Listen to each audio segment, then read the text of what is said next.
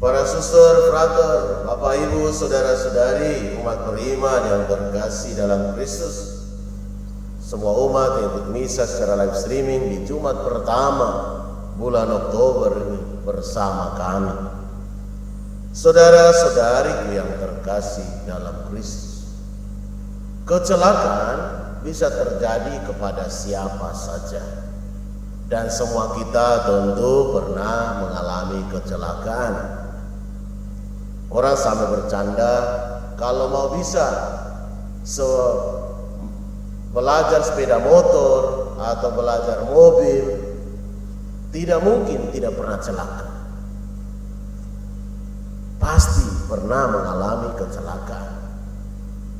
Tetapi kecelakaan yang kita alami bukanlah sesuatu yang kita sengaja. Biasanya karena memang kita belum lincah, kita harus berusaha lagi lebih keras. Setiap kali kita jatuh, kita bangun lagi. Maka ketika ada ibu-ibu di sebuah paroki yang tidak bisa, atau ada seorang bapak yang tidak bisa, nasib selalu tergantung pada orang lain, selalu menjadi penumpang, itu biasanya saya memotivasi, Bapak Ibu jangan pikir bahwa orang yang mau tabrak kita itu dia tidak takut mati. Dia aja pasti hitung. Kalau dia lihat kita sudah miring-miring, pasti dia akan berusaha menghindar supaya dia itu tidak celaka. Dalam artian, semua orang sebenarnya berprinsip sama. Pasti kita semua takut mati dan takut membuat orang mati.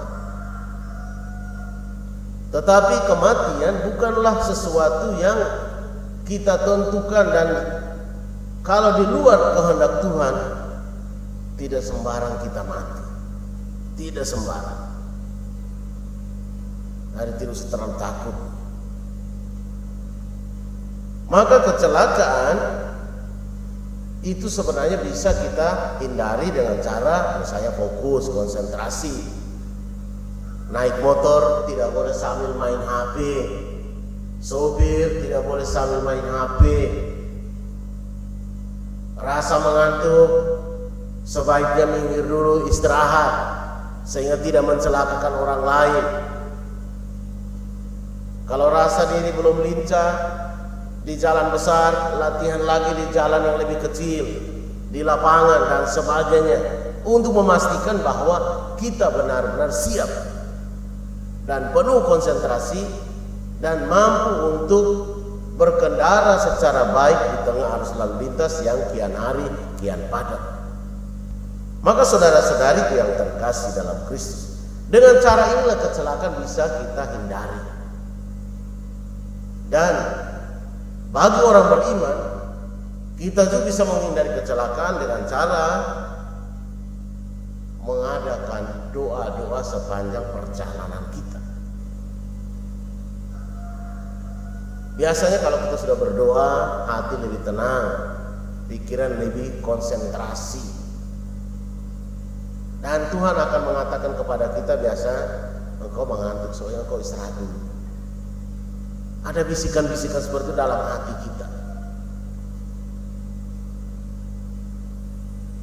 Istirahat dulu 1-2 menit, gerakkan badan. Nah, sekarang engkau sudah siap jalan kembali.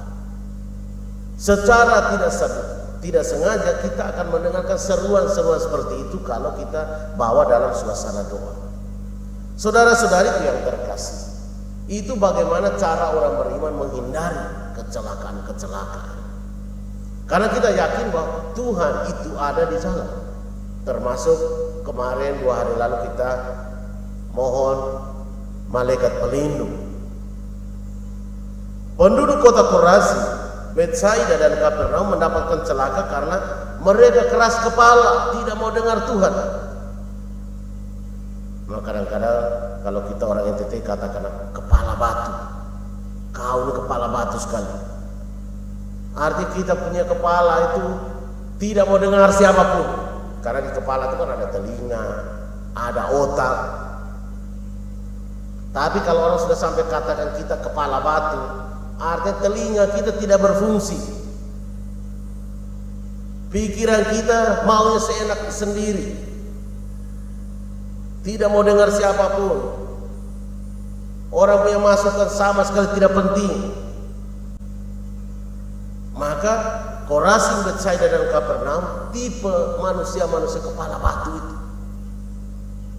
Mereka tidak mau bertobat, tidak membuka hati kepada Tuhan bagi rencana-rencana Allah yang tentu untuk menyelamatkan. Jika saja Betsaida, Korazim dan Kapernaum mendengarkan dan mau memperbaiki diri, mau bertobat, maka kecelakaan itu bisa dihindari. Demikian juga kalau suara hati kita sudah mengatakan engkau capek, engkau lelah, istirahat dulu sebentar, jangan paksa jalan. Tapi kita rasa bahwa tidak apa-apa. Akhirnya begitu kita jalan, kita celaka. Atau Tuhan sudah ingatkan, hati-hati. Sepertinya biasa suara hati seorang ibu, seorang bapak itu kan anak-anak walaupun jauh di mana saja, dia bisa feeling. Hati-hati, seperti anakmu ada sesuatu yang terjadi di jauh sana. Sepertinya dia tidak sekolah itu. Sepertinya dia ada melakukan sesuatu yang tidak baik. Tapi kita berusaha, tidak apa-apa, anak saya baik-baik saja. Kita tidak mau berusaha kontak, berusaha cek. Sebenarnya seorang tua itu biasanya ada kontak batin, ada berpikir lebih. Ada sesuatu yang akan bergetar karena anak-anaknya terjadi sesuatu di jauh sana. Maka apapun yang terjadi pada kita, pada anak-anak, sebenarnya ada kontak batin. Itu suara Tuhan. Tapi seringkali kan kita tidak apa-apa, anak saya tidak apa-apa, baik-baik saja. Kalau kita tanya mereka, pasti dia selalu jawab baik-baik saja.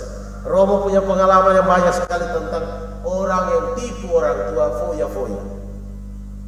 Orang lain sekolahnya 4 tahun sudah wisuda, dia bertahun-tahun, tapi uang lancar, minta uang lancar.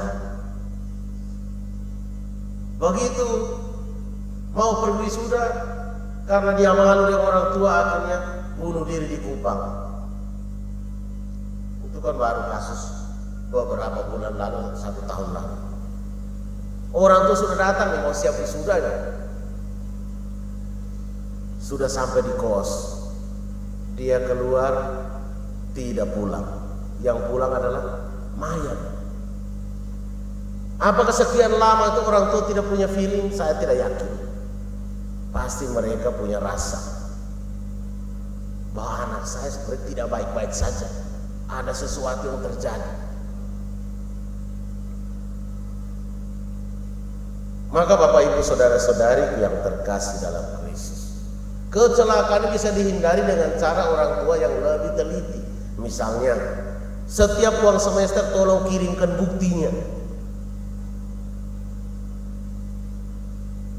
Lalu nilai per semester tolong kirimkan, sehingga kita tidak mudah ditipu anak-anak.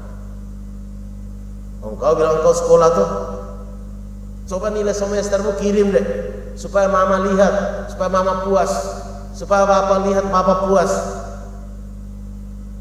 Kecelakaan bisa dihindari karena kita mengandalkan Tuhan, berdoa dan lebih teliti. Suara Tuhan akan menyampaikan kepada kita, tolong cek anakmu, tolong kontrol anak. Ada sesuatu yang terjadi dengan anak.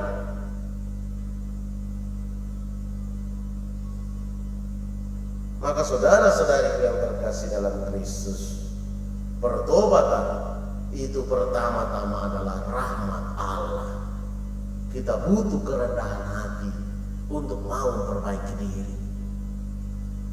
Di Jumat yang pertama ini, di bulan Oktober tahun 2024 ini, maukah kita membuka hati kita, merendahkan hati kita, mendengarkan suara hati kita yang adalah suara Tuhan, supaya kita bisa menghindarkan beragam kecelakaan yang akan terjadi dalam diri kita, dalam keluarga kita, dan dalam siapapun yang kita kenal.